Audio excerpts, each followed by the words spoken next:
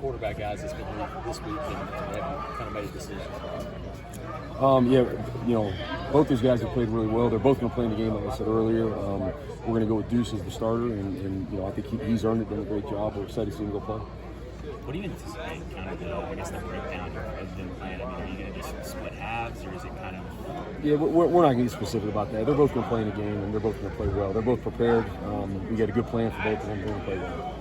Does anything change with either of them? Like, from an offensive standpoint, do you feel like they've got similar traits where you're just on the offense period, or are there things that each one can do that might be a little different? It's similar. I mean, there's things they lean in more. Each one of them. We want to play to their strengths always. That's our task as coaches, to put our players in the best position possible to have success. And so, there's little differences in things that they like better. That's constant communication between player and coach, and that'll continue from now till kickoff to make sure we're doing the right things.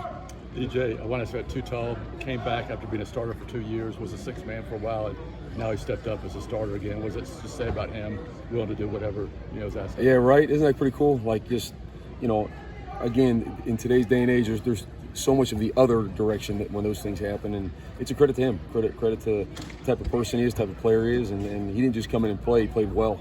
He did a really good job for us, and so we're dependent on him again to keep going that way, and I think he will.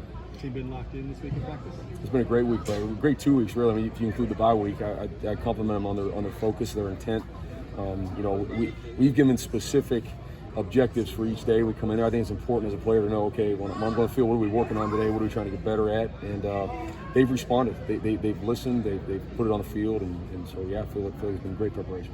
You talked about the importance of a bowl game for this team, potentially getting that yesterday, I guess, in the teleconference.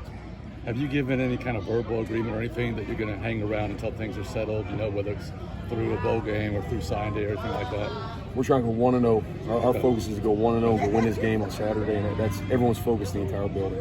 Talk about the young guys at linebacker. Obviously, with Marcus not there now, Bryce and Elijah. What have you seen out of those guys throughout the year this year? Because they played a lot of football. They've played a lot for us, and they've played well. I mean, they haven't just played; they've played at a high level. Those guys are incredible, and they respond to challenges. They respond to practice. They prepare right. And that's not always indicative of freshmen. Sometimes you get guys that are, probably talented enough maybe that they can play and help, but don't have the mindset yet, the understanding of what it takes. And those guys are unique in that they do. They get it. They understand what preparation means, what it looks like.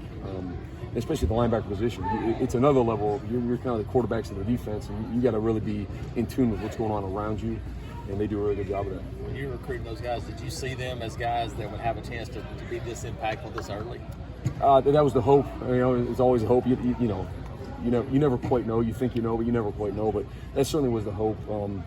Just spending time with those guys. I mean, you can watch film and know they're great players, but it was more when you spend time with them and get to know them. And, like, they're kind of wired the right way. They're wired the way a great player is, a guy that's really loves football, understands that there's a whole other level of preparation outside of just playing the game.